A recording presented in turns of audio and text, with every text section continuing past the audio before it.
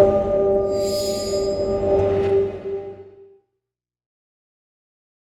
good morning, everybody. This is Marilyn Wilson with RE Technology. I'm very excited to be here. Happy Monday, everyone. Hope you had a good weekend. And I wanted to introduce to you today Lynn Leegard, who's one of my good friends and very smart woman who's been in real estate forever and has done some really cool stuff that I want to show everybody today.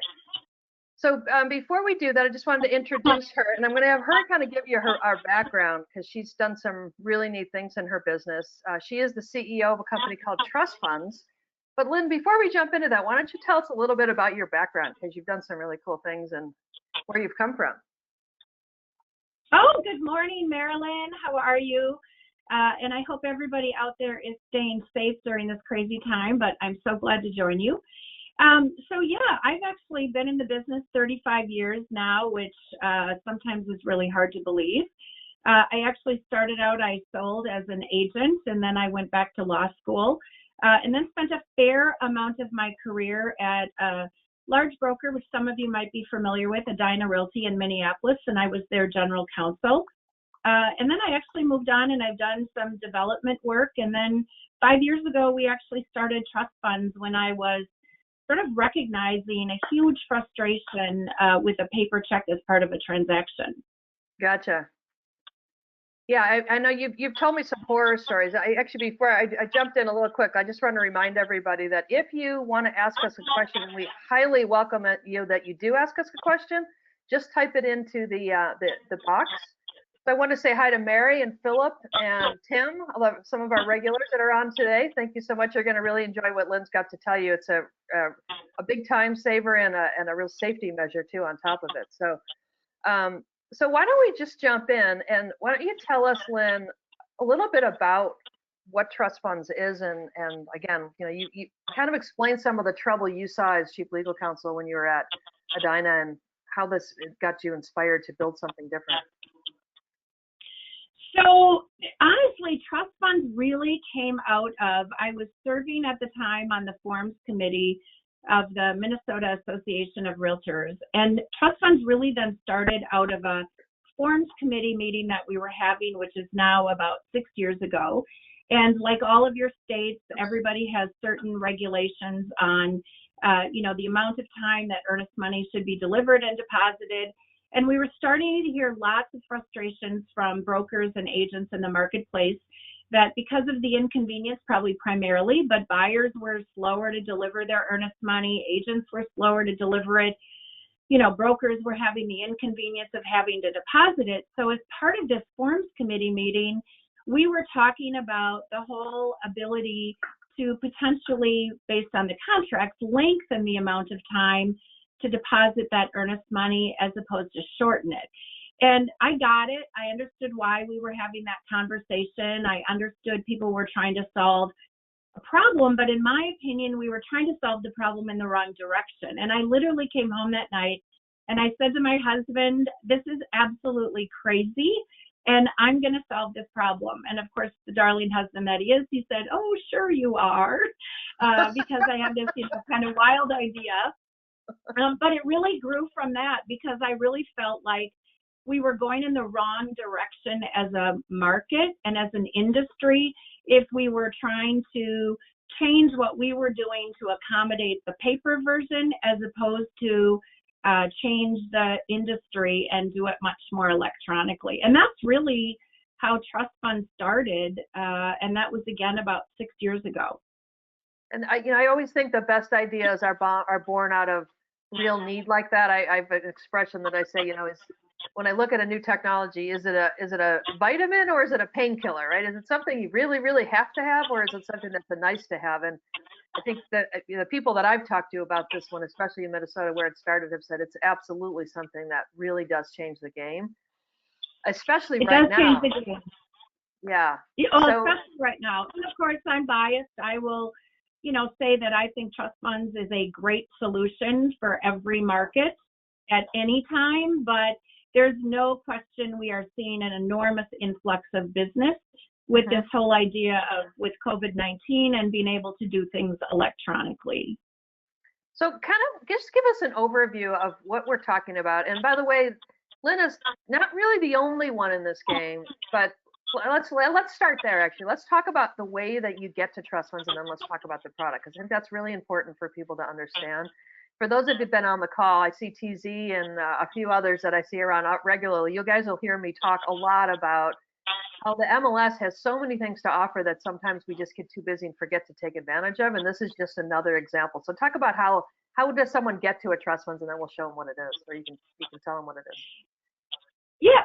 So again, if we go back to when this sort of all started, my vision from the very beginning was always about integrating into the MLS. I think that's what makes us really unique about the products that we have, because I always like to say that, we are where the agents are on a daily basis. So in order to use us as part of a transaction, there's absolutely no need for them to find our website or a different website or download an app or create different credentials. I mean, we intentionally integrate into the MLS because that's where they're doing their business on a day-to-day basis. So when this all started, that was my first conversation. Again, happened to be John Mosey because it's my home market in Minneapolis. And he said, well, I don't even know if earnest money is a problem for my brokers. I'm going to have to ask, kind of going back to your thought about, is this really needed? And it didn't take him long before he came back and said, oh my gosh, this is a real problem for my brokers, because he was hearing the stories about paper checks getting left on car seats and in open files and dropped off with no paperwork and nobody knows the transaction. And so that's really sort of, and so I've always had the vision of wanting to be in the MLS to really create a market solution. Well, I've heard some horror stories, and I think you shared with me and other people have. I heard one gentleman that had 3 earnest money checks on his front seat in his car with the window open, and whew, they all literally flew away. It's like, ruh-roh, this is not good, right? So the concept of paper checks is scary. Yeah. Yeah, and I think what's so interesting about that, although I do think people are getting more and more sensitive to it, based on the fact that, especially with some of the wire fraud transactions we were seeing as well. But if you actually talk to or look at information that's getting put out by the big banks, they continue to be extremely concerned about check fraud, because literally no hacking required. When you hand over your check, you've just provided them your name, your address, your bank, your routing number, your account number. I mean, literally handed it over, and depending on how many people have access to that in a transaction, I think it becomes a bigger and bigger risk.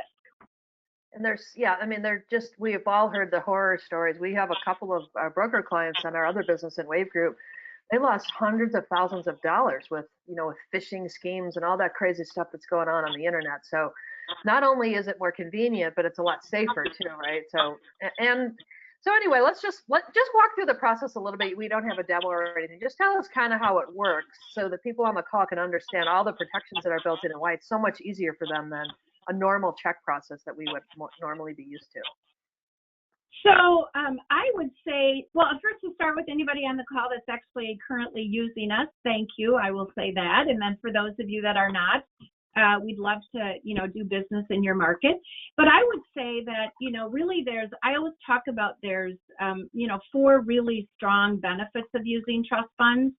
One is going to be the convenience, which we've talked a little bit about, especially during this COVID-19 period. Secondly, the regulatory compliance, because brokers are no longer going to be responsible for, or title companies or law firms. I should mention that as well. We really created the technology to be flexible. We're in markets where it's not brokers holding the funds, it's primarily title companies. We're also in a market where it's primarily law firms holding the money, and we've accommodated all of them. But the regulatory compliance has really taken out that risk because they don't have to collect those checks and get them deposited. And I love that it's a great communication tool. One of the problems I see with an earnest money check is, when the buyer doesn't know exactly what happens when they hand it off. If you're the company waiting to receive the money, you don't know when or how you're going to get it. And because we date and time stamp everything and have status notifications and a transaction table they can view, everybody knows exactly what the status of the transaction is at any given moment. So it's also a really great communication tool. That's great. So we're already getting some questions. So Susan asked, wiring funds directly to escrow works too, right? Why not why MLS with trust funds over an escrow wire? Okay, so I think the benefits of us over a wire is twofold. One is wire transfers. People still have to share bank account information. So if you're the broker or the trust account holder, title company, law firm, whoever you happen to be, if somebody's going to send you a wire, then you have to share that bank account information with that consumer. And then I think the actual wire fees, depending on your financial institution, for that individual buyer, that wire fee will be much bigger. Gotcha. TZ asked a question. Is this different than the trust that the lawyer holds the funds? So I think what's really important to remember, and sometimes I think when we're newer in markets, people might get confused, but it's really important to emphasize trust funds isn't getting the money, or we're not holding the money. So one of my strong philosophies as a company, and my whole team knows this, is we absolutely don't want to go into a market and change their local customs of how they actually conduct their business. Got it. So if it's brokers holding the money, title companies holding the money, law firms holding the money, we're really just providing the electronic capability for those companies to receive it. So that money is going from the buyer's account to that trust account, and they will continue to manage their trust account the same as they do today. You know, one quick example I'll give you is we get lots of questions from time to time to say, oh, well, what do we do if there's a cancellation in a contract, and how do we get the money back? Well, you're going to do the same thing that you're doing today, because the money is going to be in that trust account, whether it's a broker or a title company or a law firm. Whatever paperwork you need to provide them and turn in, and however they want to return that earnest money to the buyer, they can do it with a check, or they can electronically push it back. That's really up to them because it's their trust account. Gotcha. So all you're basically doing is facilitating what normally happens by picking up a check and driving it somewhere. Instead of picking it up and driving it, you're putting it in a place you say, start the process, and money goes from here to here like it always would. It just goes electronically as opposed to in a car. Is that a simplest definition? That's absolutely right. And again, don't want to change how you're doing your business locally. And that's why I think, you know, like again, in the Marist market where we are in St. Louis, it's, you know, primarily title companies, and Hilton Head where we are, it's primarily law firms. And again, I have no desire to change how people are doing their business. I just want to provide them the tool. So Peter has a good question. Actually, Dennis first said wire transfers are expensive. You're right, that does cost money, and this program is a lot less money than that. But who is the entity that signs up with you? Is it the broker, the mortgage company, the title company, all of the above? Who actually says I want to use trust funds after the MLS has enabled it? And what happens after that? So once we're integrated into an MLS, and I will add, I think we've done integrations with all of the big platforms. And our integration is super easy, so that's not a challenge at all. Once we're integrated in MLS, 100% of the agents in that market have access of using trust funds because it is part of their then core service and benefits. The only other people that need to register with us and sign up is anybody who wants to receive the funds electronically. Because obviously we need to set up their banking information and tie all the data together so we can move the money from the buyer to that trust account. So again, I'll give you the example, you know, in St. Louis, for example, where it's primarily title companies, brokers and agents are all using the product. But the title companies have registered to receive the funds. So it really depends on what kind of customs there are in that market for who's receiving that earnest money. Gotcha. And so but that can be, so if let's say you just open up a new market, say a new MLS says, I want to do this for my members. And there's an agent on the phone that's watching today that says, that looks really neat. I want to try it. Do they need their broker to say it's okay? And then whoever the money's going through, they can do it on their own. Yes, the only thing, if an agent wants to use it, the only thing is that whoever is receiving, and I'll back up for a minute, when an agent is going to process a request for their buyer, the first step when they come into our system is they will pick who, we've coined it as a term as a designated trust account holder or a DTA, and that's just our own company term for who's supposed to hold the money in the transaction. So the buyer's agent will actually select that. Obviously, that company needed to register because we need to have their bank account information. But otherwise, that's the only information we need for them to process a request, and then we notify that buyer. Okay, so Jerry's asking us to give him a real life example of how this works. So let's just start at the beginning. I've got an accepted offer. What happens from there? Where do I define it? How do I do it? How does it work? Yep. So we always like to say an earnest money transaction is easy as 1, 2, 3. And when I've done webinars and, train people on how to use it, I almost have to apologize and tell them it's going to take me longer on how to tell you how to use trust funds than it's ever going to actually take you to use it. Because we date and time stamp everything. I can tell you the whole process for an agent is less than a minute. And that is probably the same for a buyer as well. But literally, the buyer's agent will just log into their MLS like normal. They'll locate the listing that their buyer purchased. There'll be an electronic earnest money icon or link. They'll click on that. When they come over into our system, they'll select where the money's supposed to go. They'll fill out a very short form so we know the buyer's information. And then we send a secure email to that buyer, giving them access to a secure payment form, and they will submit their payment electronically online. And again, the good news is they're not having to share their bank account information with anyone because they're doing it directly in that payment form. And talk about that simple. Yeah, talk about all the different ways that, because we're all worried, especially right now. I've had 2 or 3 things come across my email. I'm like, doesn't sound right. Why is Bank of America reaching out to me with some weird, right? We've all had those things where you're a little worried. Tell us all the ways that that the client knows and that the agent can tell the client about, to tell them that this is this is legitimate, that there isn't someone trying to take your money and putting into a different account. What are all those protections? I think that's really important to understand. So I think there's probably about 3 things that ends up going to the consumer. So even in the buyer's agent's information, when they first come to our site, we actually pull a photo from the MLS because we not only want details about the property, but I really wanted that visual confirmation that we're processing a payment for the right property.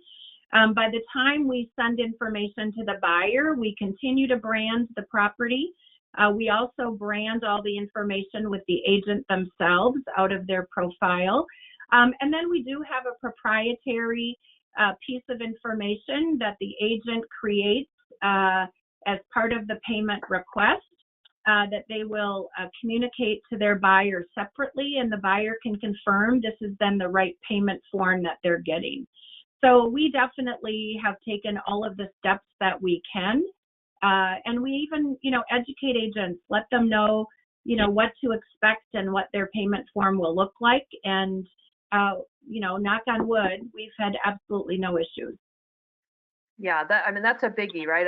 Everybody's worried about that kind of stuff, as they should be. And unfortunately, it's the people that aren't worried are the ones that get in trouble, right? So for you to give them all those protections, and then again, to give the agent a sort of a secondary confirmation or verification in a different format to the client, then they can be comfortable that this thing's going to be good. Okay, there's a few questions. And the other thing, Marilyn, I'll add as well, is that I do think it's important to recognize that, a lot of the issues that were happening with the wire fraud stuff is because these were just like regular documents getting attached to an email.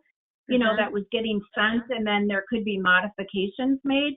The other thing that I think is really valuable is that our payment requests that are going to buyers, all of that payment information as far as account numbers and even the amount of the earnest money, all of that becomes hard-coded and encrypted into the payment form.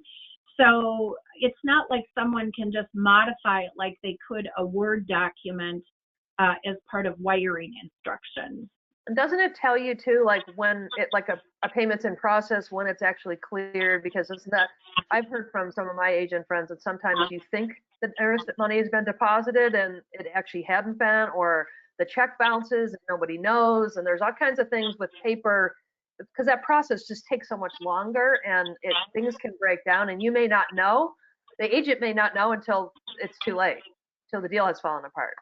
Yeah, I've heard that. Right. So.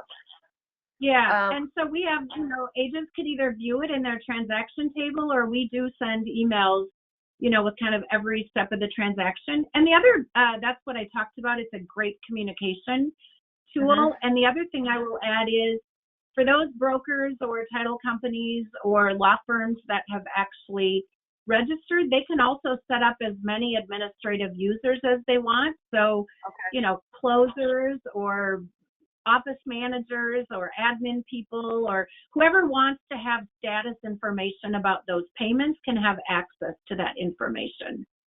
That's great. Now, Susan still has, I think, another question. She said, same as escrow.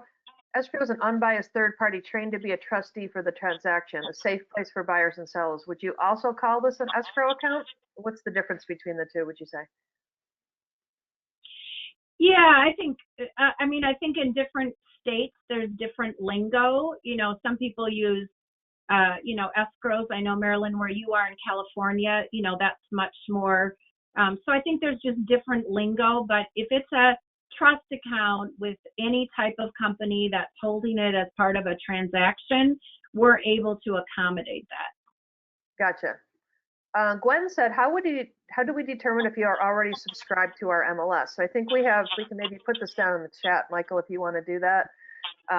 We have a link to the place on Lynn's website to look, but maybe you can just list off a few just quickly while we're posting that. Yeah, so we're, of course, coming from Minneapolis, that was our first market. So we're in much of Minnesota. We're in all of North Dakota. We're in much of Iowa, Wisconsin, parts of Illinois, Missouri, Tulsa, Oklahoma, Hilton Head. I can also tell you that we have several markets that are in the works right now. So again, I would say for those of you that are using us, thank you. I always like to say that. And then secondly, if you're not, we'd love to bring it to your market. And you can certainly contact us via our website or support tickets. Great. And I guess you could ask your MLS too, because they may already be speaking with you, but they don't know that. So you might want to reach out to your local MLS if this is something you want them to take a look at. Yeah. Dennis asked the question, is the process similar to a bank's mobile deposit process? Well, I think what's really different about the mobile deposit process is somebody still, if I'm understanding the question correctly, somebody's still having to write a check, right? So buyer's still going to write a check and then has to get it to somebody. So whether it's the agent then doing a mobile deposit, or if it's the broker or whoever ends up with it, it ends up at the listing broker and they're doing the mobile deposit. That certainly does save one step in the transaction. I don't feel like it's a global solution because somebody is still writing a check. You still have to get the check. You're still sharing the information on the paper check. So I think in that respect, it's very different. We are a complete electronic transaction. It's kind of more like an electronic bank transfer if you were going to use a bank analogy, wouldn't you say? So I'm at one end and I say, I want to send Lynn $100, and then Lynn tells me which account it goes to, and then that. Right? It's more like that. It's not exactly, but it's probably more like a bank transfer, I would say. It's more like that. Yeah. Yeah. Yeah, I agree.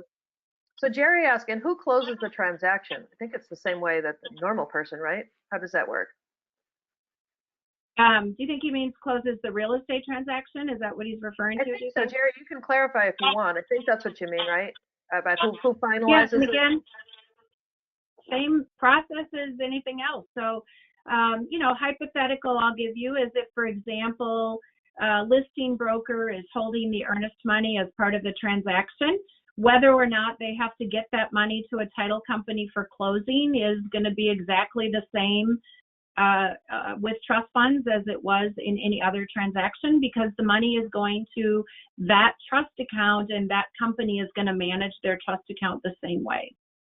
Gotcha. So Jerry, getting to the bottom line, says, how much does this cost?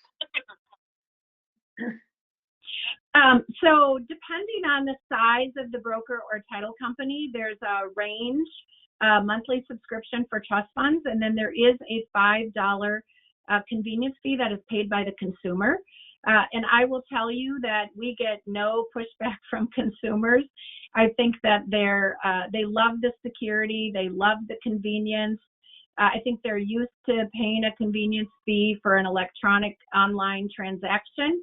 And for some of you out there, if you're like me, I have a daughter who is of an age group that bought a house and didn't have a checkbook. So, I think there's just more and more consumers that this will really be their expectation. So that has not been any pushback that we've received. So Jerry's asking the question, if someone else closes the transaction, then wouldn't it be a double charge? Would people on both ends pay it, or is it just the person submitting the earnest money that pays? It's just whatever bank account wants to receive the money from us up front. And again, so whatever else happens in the transaction normally would continue to happen. So I don't know that I could answer, are there fees for that or are there not fees for that? I don't really know, but that would all remain exactly the same.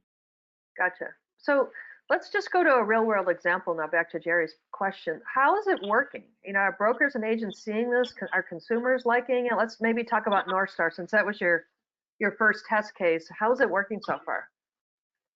So I can tell you in North Star, when we started initially, first of all, it was our first market. It was brand new.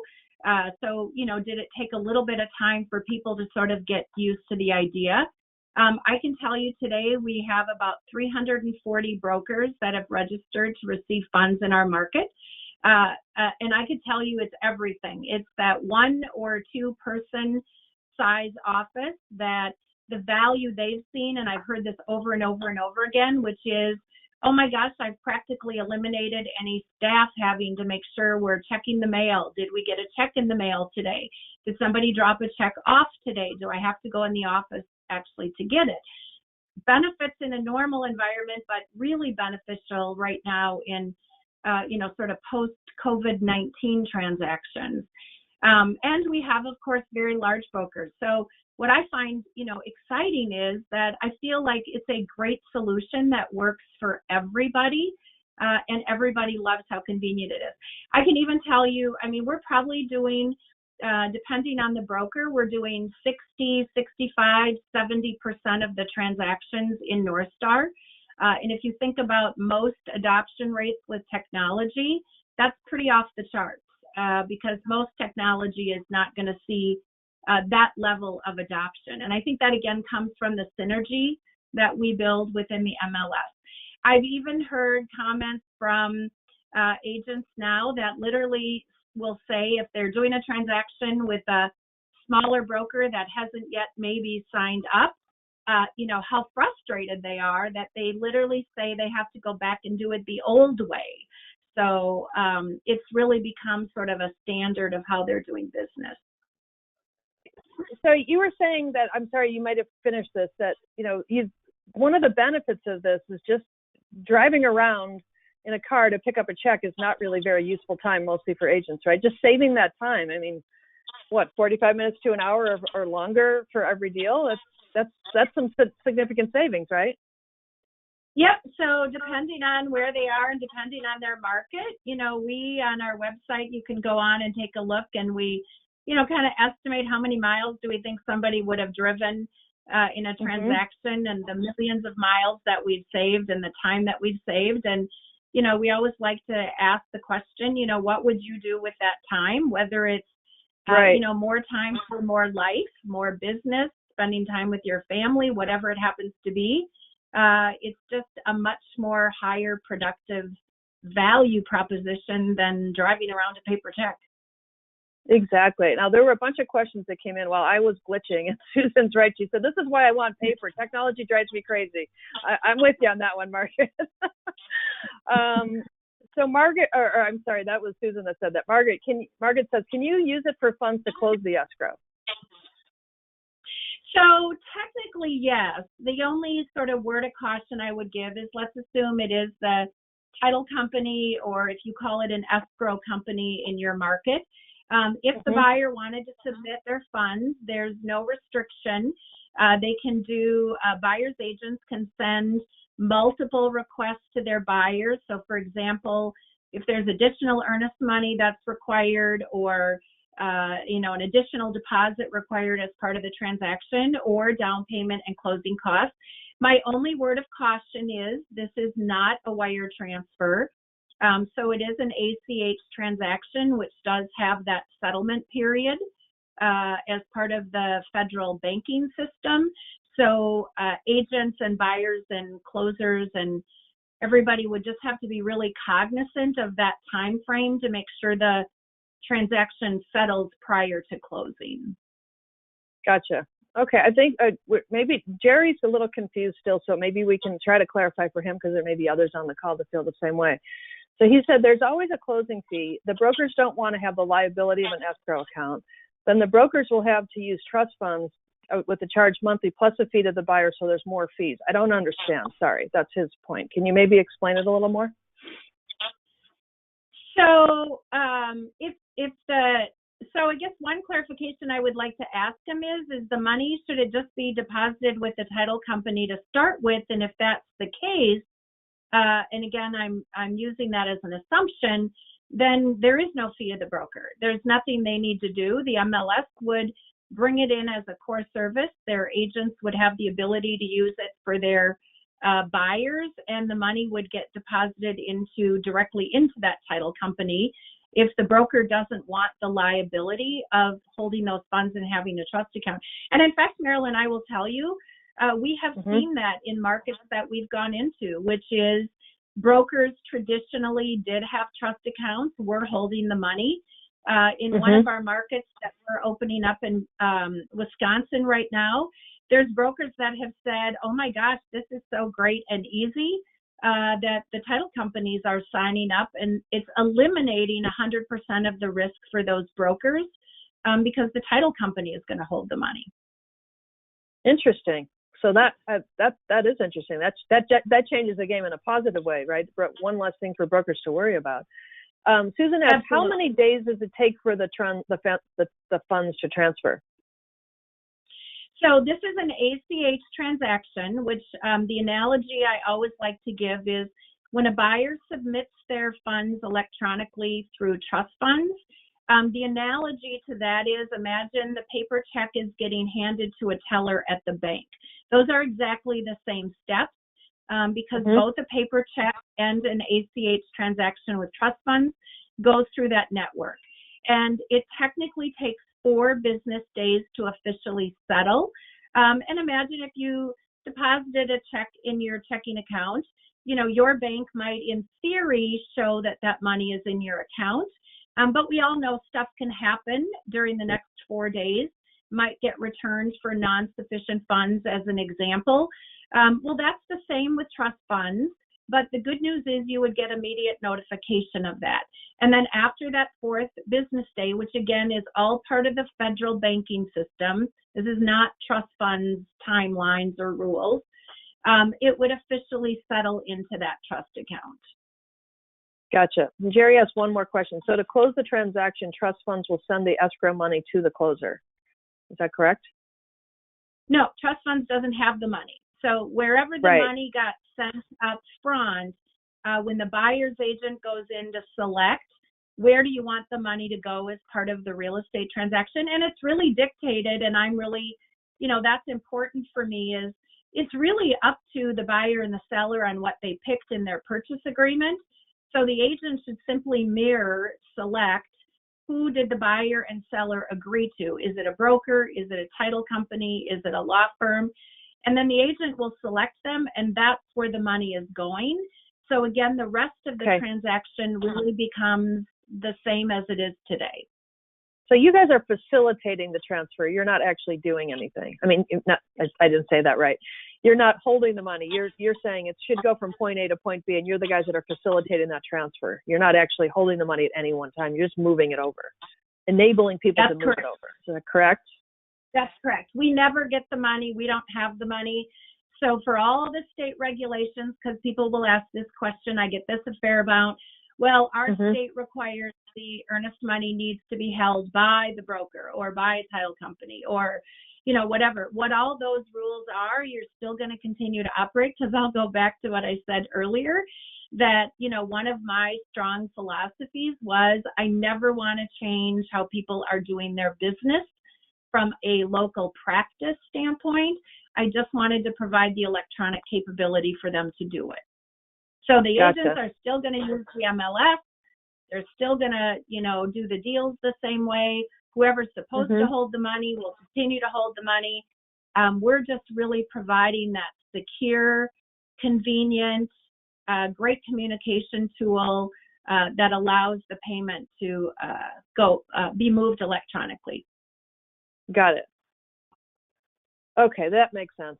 Hopefully that clarified for those that were still confused about that. And one other question. If anybody, just add, Marilyn, that if anybody does have other questions specifically about it, I have a great support team.